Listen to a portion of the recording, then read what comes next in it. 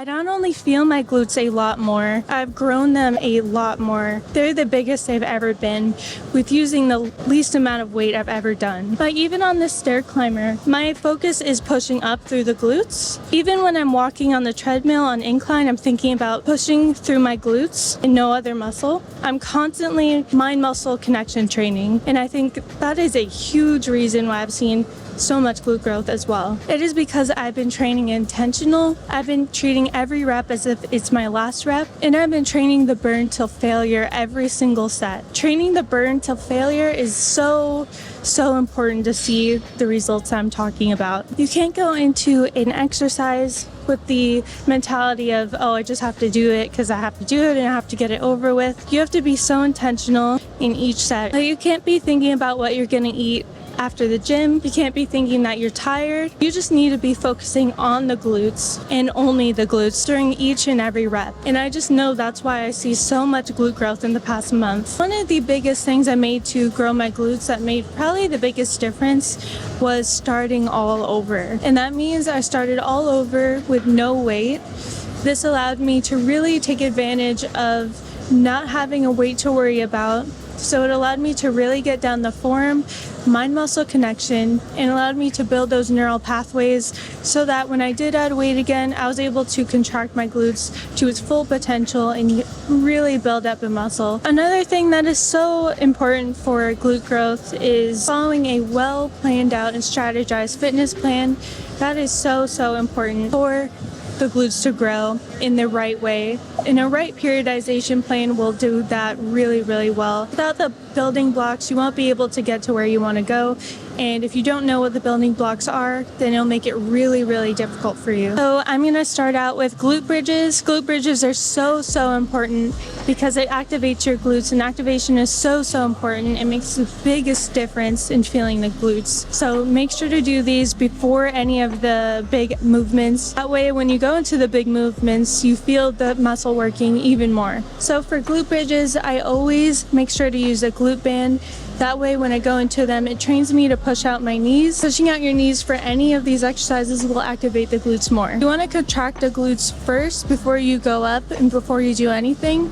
That way when you're holding the contraction throughout the movement, it increases time under tension for the muscle, and that is what hypertrophy is all about, aka muscle growth. Remember, contract the glutes first and hold that contraction throughout the whole movement and the whole set, and don't let go of it as much as you can. Push up through the heels and push your knees out. As I do these, I want to talk about something that has been absolutely groundbreaking for my glute growth and all of my online coaching clients' glute growth as well.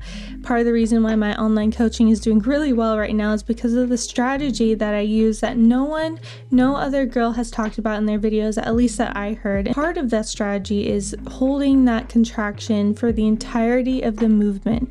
So as you're seeing me do these glute bridges right now, I am actively focusing on squeezing the contraction 100% of the time during the full set. A lot of the misconceptions about glute growth is, oh, you need to squeeze at the top and that's all you need to worry about, but that is not true. You need to be contracting the entirety of every single movement. That goes for hip thrusts, Bulgarian split squats, accessory movements, glute bridges like these, anything where you want to grow your glutes. That is what you call time under tension, and time under tension is the biggest factor in hypertrophy, aka muscle growth. One thing I have my clients do, I have them hold the last rep for about 15 seconds, and this again increases time under tension, and it really improves the contraction and the feel of the next set as well.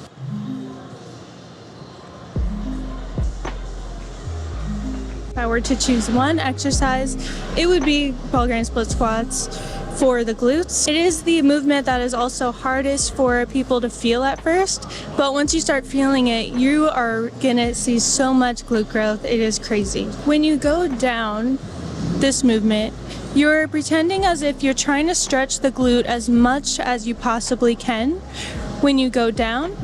That way you're getting the biggest stretch you can possibly get. Remember, the more you stretch a muscle, the more it will contract. So I'm focusing on minimizing hamstring stretch and optimizing the glute stretch. And so I put my legs straight out in front of me. So I leave the working leg foot on the ground. So meaning my whole foot is on the ground while my legs are straight out. Then I use my non-working leg to push forward and push myself up. So if I had a weight in the non-working leg, I would be pushing up the weight with my non-working leg from a seated position. I'm optimizing for glute stretch. When I go down, I make sure to contract my glute first and then go down from there. Stretching the glute as much as I can, then I go up.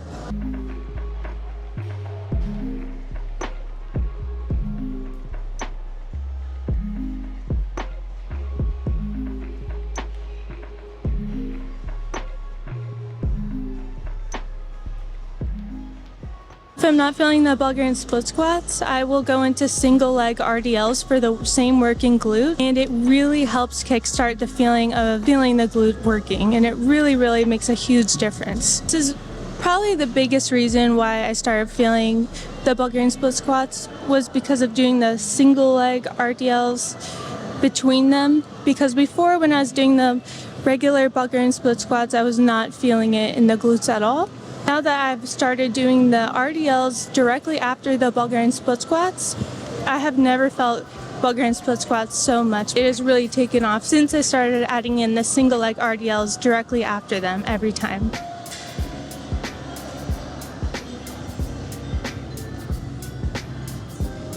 So hip thrusts are so important, and the reason I wait till after the Bulgarian split squats is because I want to use up the most energy possible on the most important exercise. Whatever movement you feel the glutes the least in is the movement you should be doing first. That's because you really want to work on building those neural pathways while your glycogen stores are full, meaning your energy stores are full of energy and ready to go. That's why I really recommend doing Bulgarian split squats first. The only downside to hip thrusts is you can do them many times a week because they don't take a big toll on the body.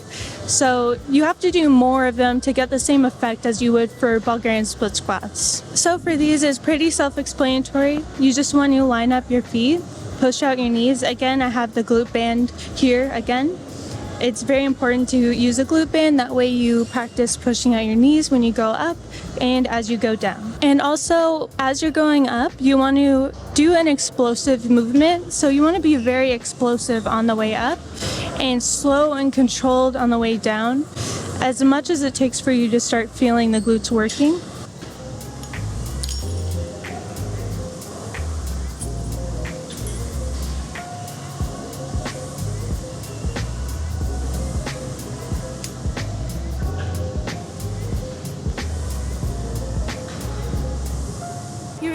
Get to a point with these where you can easily exhaust yourself with only doing 15 reps, all because you're going so slow and being so explosive and intentional with every single rep. That is another huge reason why I've gotten the glute growth I have, because I didn't start doing that until recently, and it's made the biggest difference in my glute growth. But all of these exercises that I'm showing you, they should all be progressed. So you should start from nothing and progress it as long as you still feel the muscle contracting as you're progressing. The only way to build glutes is to start at absolutely nothing and build your way up, slowly progressing. Progressing can mean going slower. Progressing can mean more reps, because the more you contract your glutes, the more time under tension it will have.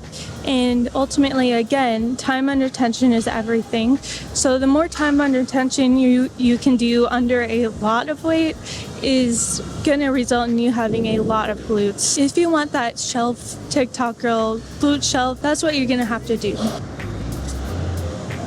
So now it comes in the glute medius. So the glute medius is so important for a full glute round look.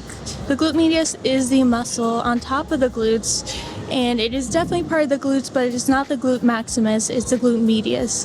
It's the second biggest part of the glute. So a lot of people don't work on this, and it creates a kind of off look, and it creates muscle imbalances, and this is where people get lower glute dominant like I did. So for these, I'm working on lifting the leg up. You've probably seen these a lot, but they really are the best body weight exercise to really focus on the contraction of the glute medius. But this is just a perfect base and intermediate glute medius exercise, and it's all you need because the glute medius is a very small muscle. You don't need very much weight at all or resistance at all to build them. So for these, I'm literally just lifting up my leg and contracting that glute medius the entire time and holding that contraction the whole time.